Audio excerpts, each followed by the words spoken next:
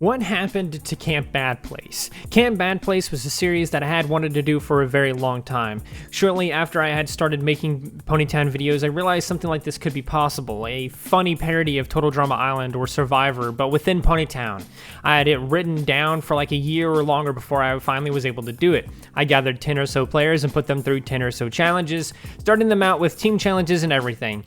It was a blast, and the season sort of speak, if you want to call it that, was complete after about 9 to 10 weeks.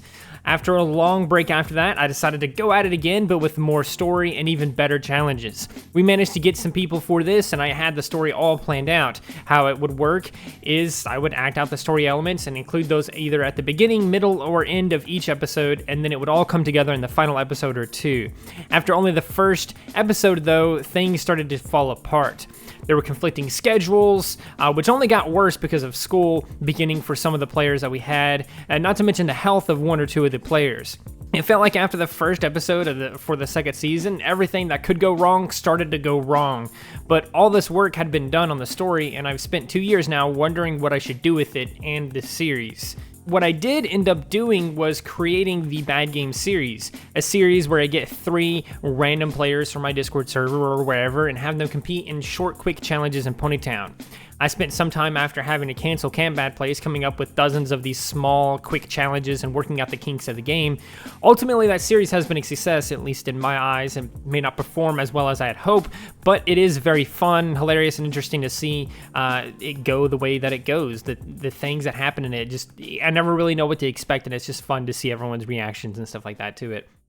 But after doing 15 episodes of the Bad Games, I have come back around to Camp Bad Place again, wondering what should I do with it. Do I just restart Season 2 with new players? Do I just leave it in the past? Do I pick it back up where we left off and pretend like nothing happened? What I do want to do, and what I think I will do, at least for now, is share what was going to happen in Camp Bad Place for Season 2. From there, maybe I'll come up with what to do with the series, or maybe you will, and you can tell me in the comments below. Now, obviously, Season 2 had the same concept as Season 1. The campers are all prisoners who are offered the chance to be pardoned of all their crimes if they win at this wacky game, Camp Bad Place. Welcome to Camp Bad Place. This camp has a prison and 5 cabins on it. Each week I'm going to present the 10 campers with a challenge, and the losers of those challenges will have to spend the night in the prison. They will also have the potential to get voted out and not spend the time in the prison and go back to the original prison where I grabbed all of these campers from. Meanwhile, those who win will get to spend the night in one of the 5 cozy cabins, and they will be immune from being voted out for that week. In the end, there will only be one last camper, and they will be rewarded with the greatest prize, and that is freedom from the prison island and pardoning of all of their crimes. This is Camp Bad Place. Now, the first couple episodes of Season 2, they were made and they were released, and the story elements were in them. Blackwood being summoned to the island as a ghost because they died in the previous season. The host was going to be revealed to be partially responsible for this in the future, but the host also grabs a random happen buyer, which ends up being Lavender's home, and they end up forcibly trapped in this game with the contest and the contestants and stuff like that as well. So they end up having to be part of this, even though they didn't asked to be part of this. In episode 2, the campers were meant to wake up and discover that their cabins had been vandalized in an effort to mess up the team, kind of put them against each other and stuff like that. Now, this was meant to have been instigated by the host. Also, whenever a player lost, they were going to, spawn an item at the docks to sort of visualize or symbolize their loss. So that's kind of the recap of what Season 2 was, and kind of the little tiny little details and stuff like that you might need for further context here. Now, Episode 3 and onward were all stuff that no one really got to see. So in Episode 3, someone was going to find signs of a ritual on the island, and the campers were not going to believe that any such ritual was going on. So the camper was basically going to tell everyone, like, oh my god, guys, I just saw this insane ritual.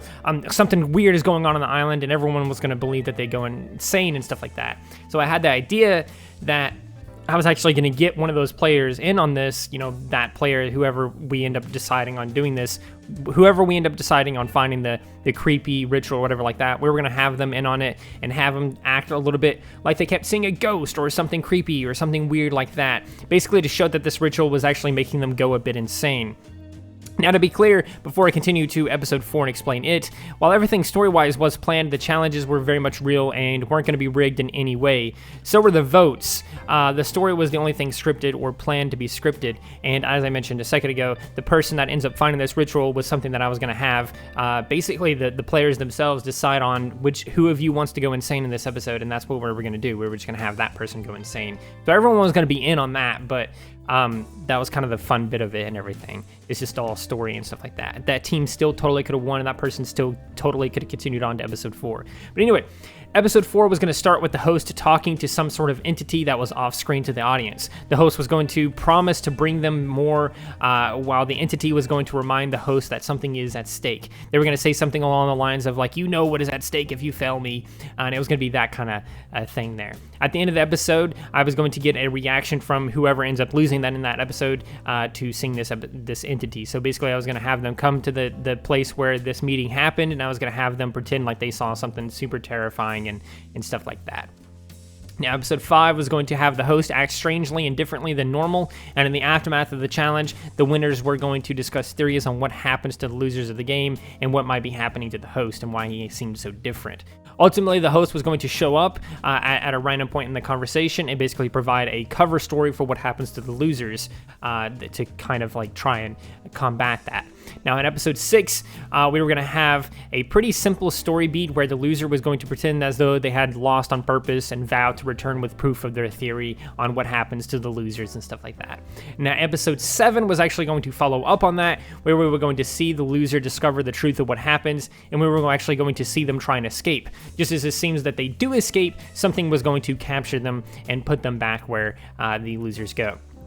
In episode 8, the forest was going to be burnt down entirely with the word soon burnt into the grass, along with all the items left behind by previous losers. The host was going to nervously or awkwardly clean it up and quickly start the next challenge for that week, which was going to be what I considered the most difficult of the challenges. I was going to make whichever challenge I had listed out, this one be the most difficult outside of the final challenge.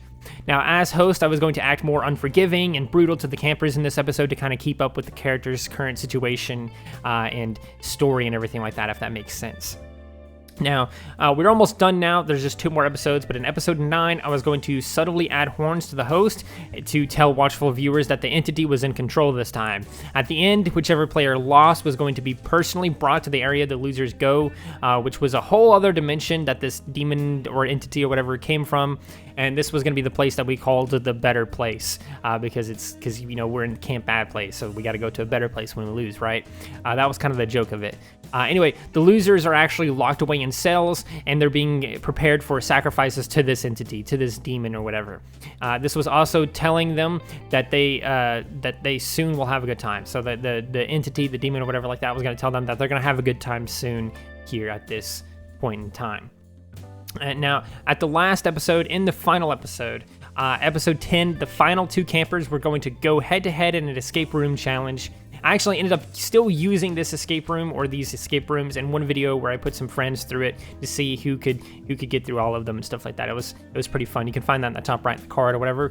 But anyways, while that was happening, the losers in the better place were working on a means of escape with the help of one who escaped in a previous episode before getting recaptured. Plus, the latest loser was also going to be a super big help in all this.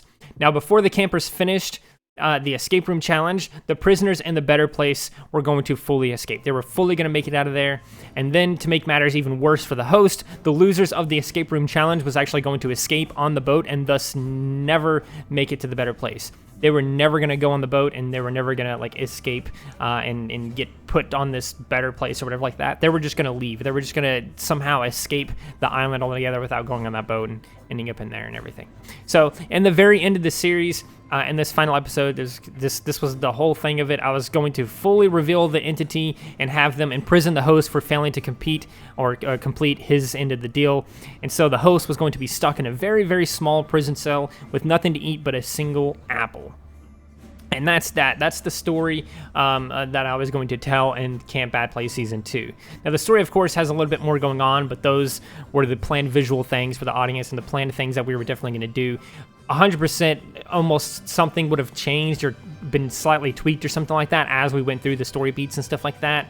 But anyone wanted to think on it further or read between the lines of it or whatever like that could clearly make out the bigger story of what was going on. And I thought it would have been amazing to see the reactions, the theories, and the story that people came up with as the episodes released once a week.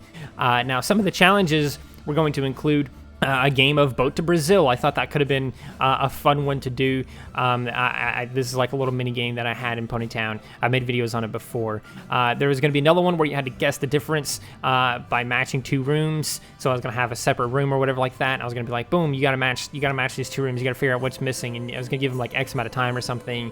There was going to be a stand-up comedy challenge where they had to make me laugh. An idea for a cooking contest and other ones that maybe take a little bit too much time to explain for this video, but some of the challenges actually ended up becoming bad game challenges. For example, there was one challenge idea written down. I don't know if I was ever actually going to end up doing this, but it was written down for Camp Bad Place.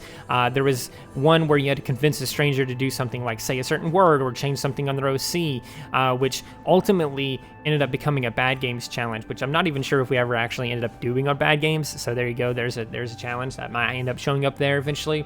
But anyway, having heard all of that and all of this and stuff like that, what do you think of Camp Bad Place? Should I have done something with it? Should I do something with it? Revive it somehow? I'm not sure how I could revive this show given this track record of having such horribly conflicting schedules between the players and all this other stuff happening in between. And the same thing happened in season 1, really. If you guys remember, we actually worked around it by having substitutes and stuff like that, and we went ahead with the episodes regardless if we had the people or not, which didn't really work out in my opinion. I hated doing that a lot, especially later on in the series or later on in the season or whatever like that. In my other series I had planned to do, I made a video about it as well, the 404 story or whatever like that. We were going to do the same thing. We were going to have a bunch of people, and there's going to be like a lot of different stuff happening throughout the series, and it was going to be very story based. And the same thing kind of happened again, where there were always 1 or 2 people who couldn't make it to record, and conflicting schedules and all this and that. And since it was so story based, we couldn't really just sub them out because it was purely story based, right? So I've sort of had this experience with a lot of these things that I've tried to do here on the channel with these stories and things that take up multiple videos or whatever like that. So it's kind of made me not really want to do these sorts of things, but I also really want to do these things. Any kind of project that relies on other people, though, people other than myself, it seems to always fall apart. So I don't want that to happen again. So I just really haven't done that again in forever, really. But I feel like I'm rambling now, so I'll end things here. What did you guys think of the Season 2 story? Were you one of the few fans of the series? And yeah, that's it. Pretty much that's it. Please like, subscribe, and share, and do all those wonderful things like that, because when you do wonderful things like that, not only do you get access to wonderful content such as this, but you also get to become wonderful yourself, and I think we all want that. So do those wonderful things, and until next time, stay wonderful. A big part of prisons are prison escapes, and my favorite type of prison escapes are the ones where they build rafts to escape. What in the absolute fuck are you doing with this room, Slow? Apples and bananas. Because we're not trapped in here with you, you're trapped in here with us. Oh no. It didn't go your way, let's put it that way. This is my win. This is your win? I've been waiting for this since episode 1. You've been waiting Thanks for for playing along, Dan. Wait, what? What does that mean?